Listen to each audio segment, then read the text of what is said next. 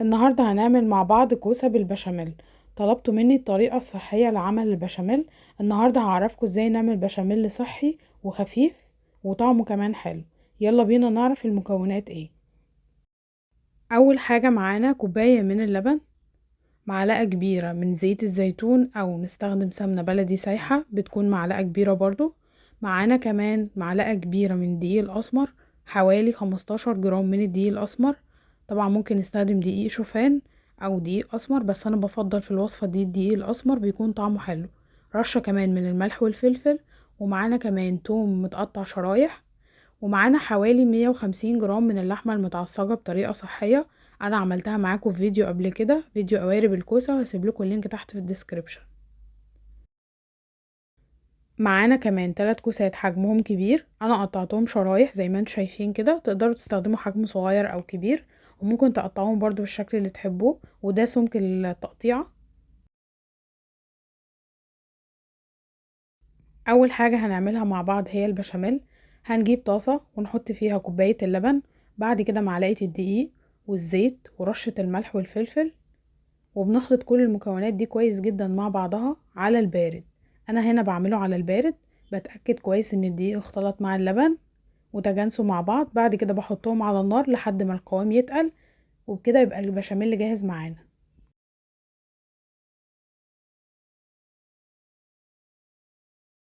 بعد كده هنجيب صينية او طاجن صغير ونبدأ نحط بقى طبقة من الكوسة زي ما انتم شايفين كده. طبعا يفضل ان هو يكون شكله مربع، بس عادي يعني نقدر نعمل الشكل ده عادي. هنبدأ بقى نحط طبقة يعني حلوة كده، مش رفيعة ولا سميكة برضو، من الكوسة. بعد كده بقى هنبدأ نحط طبقة من اللحمة. ممكن نقسم الكوسة على 2، نحط طبقة تحت وطبقة فوق.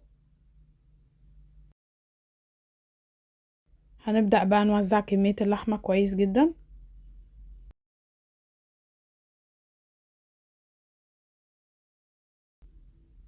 وبعد كده هنحط شرايح الثوم، وممكن كمان نحطها مع الكوسة،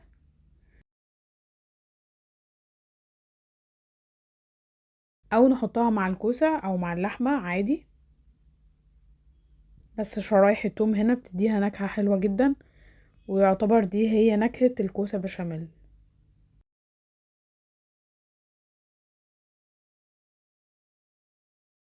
هنخلص بقى الكمية كلها زي ما انتم شايفين، هنبدأ نرصها بشكل متساوي. نحاول نظبط شكلها كده. وطبعا زي ما قلت لكم، لو شكل الصينية مربع هيسهل علينا كتير. هنحط بقى في الاخر رشة من الثوم. وبعد كده هنجيب البشاميل، وده شكل البشاميل بعد ما سويناه على النار. تقريبا هو بياخد 10 دقايق على نار هادية مع التقليب المستمر. وده بيكون شكل قوام البشاميل زي ما انتم شايفين، مش تقيل ولا خفيف، وحلو جدا. وطعمه هيعجبكم قوي لما تجربوه، بالذات مع الكوسة. هنبدأ بقى نفرد كمية البشاميل كلها على الكوسة. طبعا هو بيكون زي طبقة خفيفة كده على الكوسة.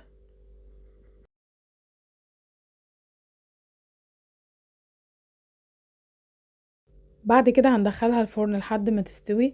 ممكن تاخد وقت معانا او تستوي بسرعة على حسب الكوسة. وده شكلها بعد ما حمرناها، فتحنا عليها الشواية زي ما انتم شايفين كده. هنبدأ بقى نقدمها، وبألف هنا. اتمنى الوصفة تكون عجبتكم، ولو عجبتكم ما تنسوش تدعمونا وتقولوا لنا رأيكم في الكومنت تحت.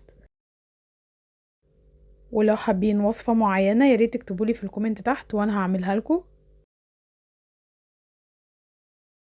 بستنى دايما تطبيقاتكم وتعليقاتكم. اتمنى الوصفة تكون عجبتكم، واهم حاجة ما تنسوش تدعمونا على صفحاتنا، ونتقابل في فيديو جديد.